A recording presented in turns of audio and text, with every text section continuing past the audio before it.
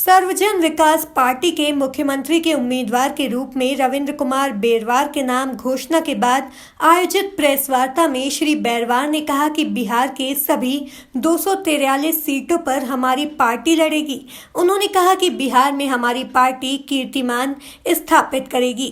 उन्होंने कहा कि बिहार से गरीबी मिटाना हमारी पार्टी का उद्देश्य है।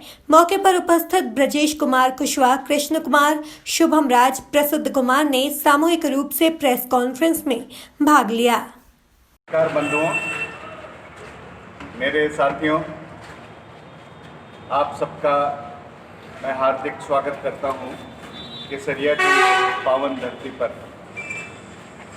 मुझे यहां से सौभाग्य प्राप्त हुआ है कि मैं अपनी जन्मभूमि को रिप्रेजेंट करूं और सकारात्मक राजनीति की कहीं ना कहीं शुरुआत करूं, जिससे कि बाकी आसपास के जितने हमारे नेतागण हैं और जो केसरिया के आसपास के जो क्षेत्र हैं वहाँ पे एक सकारात्मक राजनीति की शुरुआत हो, ये बहुत ही आवश्यक मैं समझता हूँ, क्योंकि हर तरह से हर चीज़ में नेगेटिविटी की पराकाष्ठा हो गई है।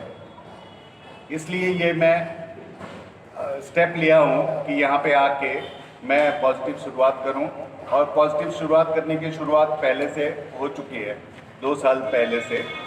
और आप लोग देख रहे होंगे कि बहुत सारी चीज़ें ऐसी हैं जो कि ग्राउंड पे आपको दिख रही हैं। अब मैं आपको आमंत्रित करता हूं कि आप मेरे से जो पूछना है वो पूछिए। क्या सर्वजन विकास पार्टी बिहार विधानसभा का चुनाव पूरे सीटों को लड़ेगी या किसी से गठबंधन करेगी?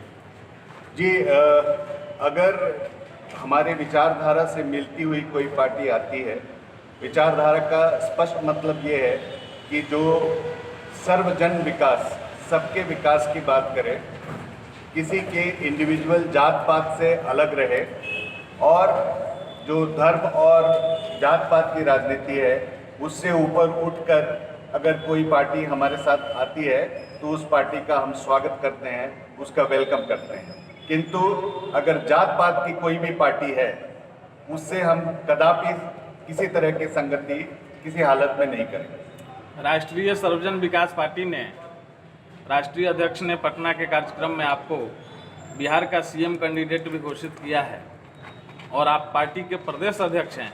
इस संदर्भ में आपको क्या कहना है? 2 शब्द। जी, बहुत बड़ी जिम्मेदारी है। प्रदेश अध्यक्ष की जिम्मेदारी एज इट इज़ बहुत बड़ी जिम्मेदारी है, स्पेशली जब समय इतना कम है। लेकिन हम लोग स्मार्ट तरीके से काम करेंगे और कोशिश करेंगे कि सारी सीटों पे अपने कैंडिडेट्स हम लोग दे सकें। कैंडिडेट्स का चुनाव एक बहुत बड़ा चैलेंज है, लेकिन हम लोग चाहेंगे कि साफ सुथरे कैंडिडेट, जिनका किसी तरह का क्रिमिनल बैकग्राउंड नहीं हो, जिनका कोई ट्रैक रिकॉर्ड हर तरह से सही हो, जो एजुकेटेड हों, कम से कम इंटर हों, कम से कम उन लोगों को, खास करके नवयुवकों को हम लोग मौका देना चाहते हैं, जिससे नवयुवक ये समझे कि राजनीति भी अच्छी चीज़ है। राजनीतिक मुद्दा क्या होगा आपका बिहार विधानसभा चुनाव में? देखिए, हमारा राजनीतिक मुद्दा, सब मुद्दों का कारण जो है वो है हम लोग का राजनीतिक मुद्दा। सब मुद्दों का कारण जो है वो आर्थिक आज़ादी है।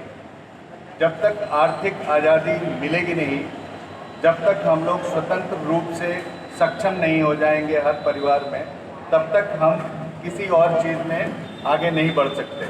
आर्थिक आज़ादी पहली चीज़, और आर्थिक आज़ादी तेज़ी से। आज की जो समस्या है वो आप लोगों को बता दूं, क्योंकि मैं देश में, प्रदेश में और दूसरे देशों में भी घूम जाता हूं, मुझे पता है कि कहां पे गैप है। आज हमारा 9,000 करोड़ रुपए का रोज का एक्सपेंस है भारत का, और आज हमारा 6,000 करोड़ रुपए का इनकम है। इसका मतलब ये हुआ कि 3,000 करोड़ का रोज गैप है। There is a deficit of 3,000 crore every day. तो ये 3,000 करोड़ आएगा कहाँ से? ये 3,000 करोड़ को लाने के लिए आपको कुछ नए प्रयास करने होंगे। नए प्रयास इस तरह से करने होंगे जैसे यूएस ने किया है। यूएस ने क्या किया? सारी दुनिया के ब्रेन को ट्रेन कर दिया। दुनिया के जितने इंटेलिजेंट लोग हैं, जितने इंजीनियर्स हैं, इंक्लूडिंग भारत, सारे के सारे यूएस में हैं। और वो कर क्या रहे हैं यूएस में? सब सॉफ्टवेयर बना रहे हैं, कंप्यूटर बना रहे हैं। तो इसका मतलब उनका इन्वेस्टमेंट कहीं पे भी नहीं है। यूएस में जो सारा इन्वेस्टमेंट है, वो सारे का सारा इन्वेस्टमेंट ह्यूमन रिसोर्स में है, आदमी के अंदर है। और वो आदमी हवा से पैसे बना रहा है। आज ये स्थिति है माइक्रोसॉफ्ट की, गूगल की, फेसबुक की, जो कि एक एक ऐसी कंपनी है जो भारत के पूरे इकोनॉमी को संभाल सकती है, और फिर भी उसके पास पैसे बचेंगे।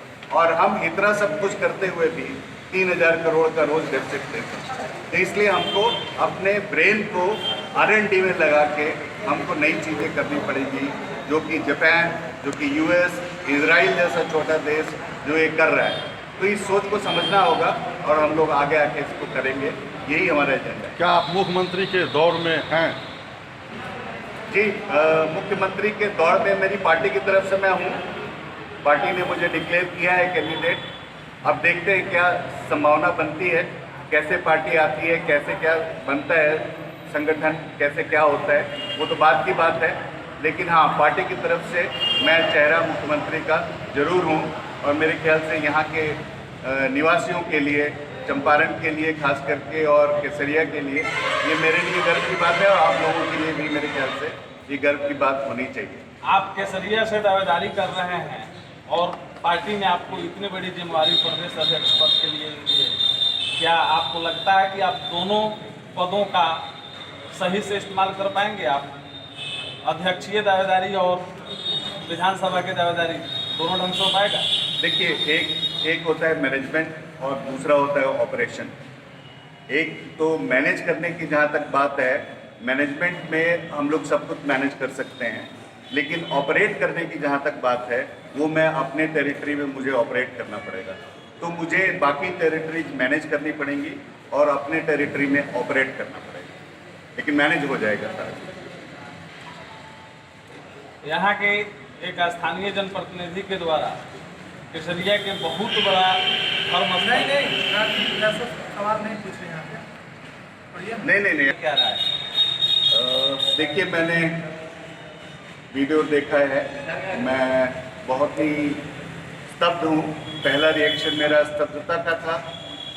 दूसरा, मैं विचलित हो गया कि ऐसे शब्द एक हिंदू के मुंह से कैसे निकल सकते हैं। ये बात मेरी समझ के बिल्कुल परे है। और जहाँ तक महादेव की बात है, रेवा आदिदेव महादेव की बात है, महादेव को कोई क्या छोटा बड़ा करेगा? वो तो स्वयं में इतने बड़े हैं जिसका कोई जन्म और मृत्यु का प्रमाण नहीं है, जो कभी थे सदा से हैं। उनके लिए अगर कोई बोलता है तो वो उसकी सोच है। महादेव का कोई कुछ नहीं बिगाड़ सकता।